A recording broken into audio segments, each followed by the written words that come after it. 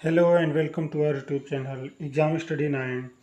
Friends, आज हम आपके लिए 16 अगस्त के महत्वपूर्ण करंट अफेयर्स लेकर आए हुए हैं। वीडियो अगर आपको अच्छा लगा तो लाइक करें, चैनल को सब्सक्राइब करें और दोस्तों के साथ शेयर जरूर करें, क्योंकि करंट अफेयर्स जो है किसी भी एग्जाम में बहुत ही महत्वपूर्ण भूमिका निभाते हैं।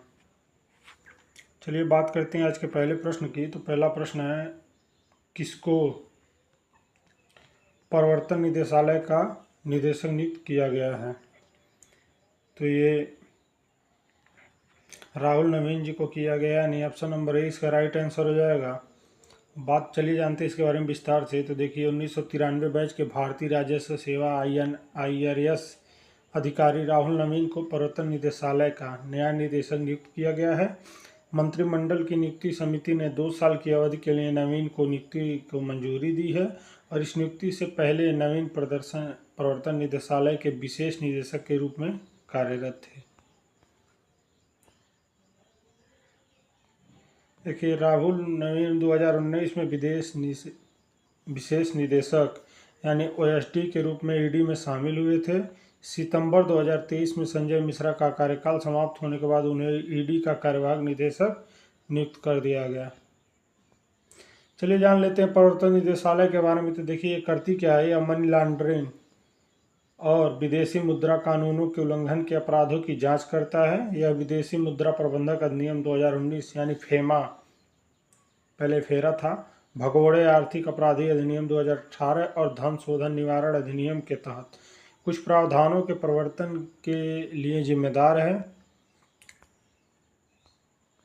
यह केंद्रीय वित्त मंत्रालय के अधीन काम करता है। इसका मुख्यालय जो है नई दिल्ली में स्थित है और इसका नेतृत्व प्रवर्तन निदेशक करते हैं। बात करते हैं आज के अगले प्रश्न की। तो हाल ही में सबसे पुराना कैलेंडर कहाँ खोजा गया? तो ये तुर्की में खोजा गया है, यानी ऑप्शन नंबर सी इसका राइट आंसर हो जाएगा। चलिए बात करते हैं इसके बारे में विस्तार से। तो देखिए तुर्की के एक प्राचीन स्थल गोबेकली टेपे में पुरातत्वविदों ने दुनिया का सबसे पुराना कैलेंडर खोजा है, जो लगभग 13,000 साल पुराना है। बात करते हैं अगले प्रश्न की। भारतीय नौसेना का कौन सा जहाज 2 दिवसीय यात्रा के लिए स्वीडन के गोथेनबर्ग पहुंचा है? तो यह INS तबर है, यानी ऑप्शन नंबर डी इसका राइट आंसर हो जाएगा। देखिए चलिए बात करते हैं इसके बारे में विस्तार से। तो देखिए भारतीय नौसेना का frontline stealth frigate INS Tabar captain MR Harish की कमान में 14 अगस्त 2024 को दिवसीय यात्रा पर स्वीडन के गोथेनबर्ग पहुंचा। भारत और स्वीडन के बीच मधुर द्विपक्षीय राजनीतिक संबंध हैं, जो रक्षा संबंधों सहित विभिन्न क्षेत्रों में फैले हुए हैं। INS तबर जो है गोथेनबर्ग स्वीडन की यात्रा का उद्देश्य जो है इन संबंधों को मजबूत करना और समुद्री क्षेत्र में संबंधों को मजबूत करने के लिए नए रास्ते को तलाश करना। इसमें जो है सर्विलांस रडार और मशीन गन और तो रॉकेट से लैस होता है। ये फ्रिगेट है। बात करते हैं आज के अगले प्रश्न की। किस बैंक ने HNI के लिए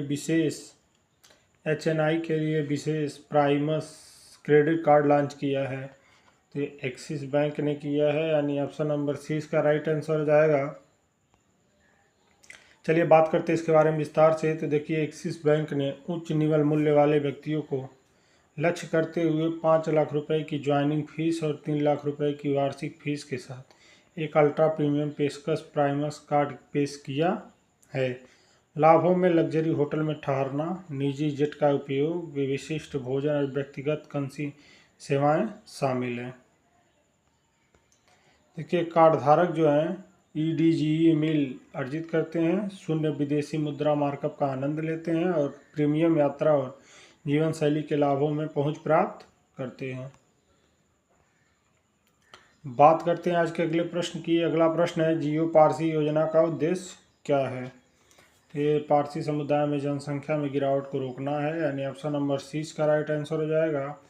चलिए बात करते हैं इसके बारे में विस्तार से। तो देखिए मंत्रालय जो है अल्पसंख्यक मंत्रालयों का मंत्रालय जो है इसने भारत में पारसी समुदाय की जनसंख्या में गिरावट को रोकने के लिए जियो पारसी योजना शुरू किया है। देखिए केंद्रीय कार्य योजना जो है अवयव इसके क्या क्या है, इनको चिकित्सा सहायता दी जाएगी ताकि मानक प्रोटोकॉल के अनुसार चिकित्सीय उपचार के लिए वित्तीय सहायता दी जाएगी। समुदाय का विशेष देखभाल किया जाएगा। देखिए वृद्धों के लिए वित्तीय सहायता देखभाल किया जाएगा। और ये पारसी आबादी के बीच जागरूकता बढ़ाने के लिए आउटरीच कार्यक्रम भी शुरू किया जाएगा। बात करते हैं अगले प्रश्न की। 78वें भारतीय स्वतंत्रता दिवस 2024 का विषय क्या है, यानी थीम पूछ रहा है ये। तो इस बार इसका थीम जो था ये विकसित भारत था, यानी ऑप्शन नंबर डी इसका राइट आंसर हो जाएगा। देखिए 78वें भारतीय स्वतंत्रता दिवस 2024 का विषय या नारा विकसित भारत है, जो स्वतंत्रता के 100वें वर्ष तक 2047 तक भारत को एक विकसित राष्ट्र बदलने के लिए सरकार के दृष्टिकोण के अनुरूप है। बात करते हैं अगले प्रश्न की। ICMR और पैनेसिया बायोटेक ने स्वदेशी डेंगू वैक्सीन का कौन सा चरण का परीक्षण शुरू किया है। तो ये तीसरे चरण का परीक्षण शुरू किया गया है, यानी ऑप्शन नंबर सी इसका राइट आंसर होगा। चलिए बात करते हैं इसके बारे में विस्तार से। तो देखिए ICMR और पैनेसिया बायोटेक ने भारत की पहली स्वदेशी डेंगू वैक्सीन डेंगीआल का तीसरा चरण नैदानिक परीक्षण शुरू किया है। याद रखेंगे इसका नाम डेंगीआल किया है। इस परीक्षण में पैनेसिया बायोटेक द्वारा विकसित भारत की स्वदेशी टेट्रावैलेंट डेंगू वैक्सीन डेंगीआल की प्रभावकारिता का मूल्यांकन किया जाएगा।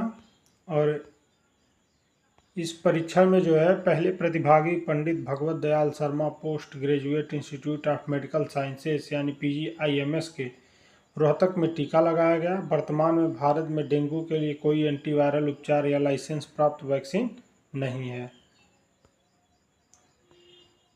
देखिए टेंटावैलेंट जो है डेंगू वैक्सीन जो है स्ट्रेन TB003 और TB005 मूल रूप से नेशनल इंस्टीट्यूट ऑफ हेल्थ यानी NIH USA द्वारा विकसित किया गया है। और ICMR और पैनेसिया बायोटेक भारत के 18 राज्यों और केंद्र शासित प्रदेशों में 19 साइटों पर चरण तीसरे का नैदानिक परीक्षण करेंगे। चलिए बात करते हैं अगले प्रश्न की। तो अगला प्रश्न है बिंदेश्वर पाठक का हाल ही में निधन हो गया, वह कौन थे। तो यह सामाजिक कार्यकर्ता थे, यानी ऑप्शन नंबर डी इसका राइट आंसर हो जाएगा। देखिए वह एक सामाजिक कार्यकर्ता और सुलभ इंटरनेशनल के संस्थापक थे, ये भी याद रखेंगे सुलभ इंटरनेशनल के। उन्होंने 1970 में सुलभ इंटरनेशनल सोशल सर्विस की स्थापना की। 1991 में उन्हें पद्म भूषण से सम्मानित किया गया था। उन्होंने मैला ढोने की प्रथा के खिलाफ बड़े पैमाने पर अभियान चलाया और भारतीय रेलवे के स्वच्छ रेल मिशन के ब्रांड एम्बेसडर भी थे, ये भी याद रखेंगे। उन्होंने रोड टू फ्रीडम नामक पुस्तक लिखी है। इनके पुस्तक का नाम जरूर याद रखेंगे क्योंकि पूछा जा सकता है। बात करते हैं आज के अगले प्रश्न की। तो हाल ही में किस देश के उपराष्ट्रपति ने अपना पद छोड़ दिया है।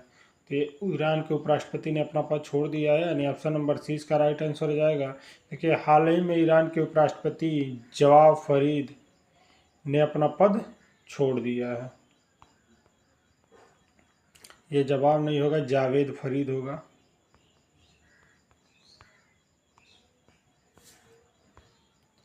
बात करते हैं आज के अगले प्रश्न की। किसको फोर्ब्स क्लाउड 100 लिस्ट में शामिल किया गया है। यह एक कंपनी है, ये रेजर पे को शामिल किया गया है, यानी ऑप्शन नंबर ए इसका राइट आंसर होगा। चलिए बात करते हैं इसके बारे में विस्तार से। तो देखिए रेजर पे को फोर्ब्स क्लाउड 100 लिस्ट 2024 में एकमात्र भारतीय कंपनी के रूप में सम्मानित किया गया, जिसे क्लाउड या AI तकनीक पर अपने नवाचार के लिए मान्यता दी गई। यह रेजर पे की लगातार तीसरी बार प्रतिष्ठित सूची में उपस्थिति है, जो ओपन AI जैसे वैश्विक अग्रणियों में शामिल हो गई है। CEO हर्षिल माथुर ने इस उपलब्धि के लिए भारत के फिनटेक क्षेत्र के लिए एक वसीयतनामा बताया। देखिए CEO याद रखेंगे रेजर पे के तो हर्षिल माथुर हैं। फ्रेंड्स अगर आपको वीडियो अच्छा लगा तो लाइक करें, चैनल को सब्सक्राइब करें और दोस्तों के साथ शेयर ज़रूर करें।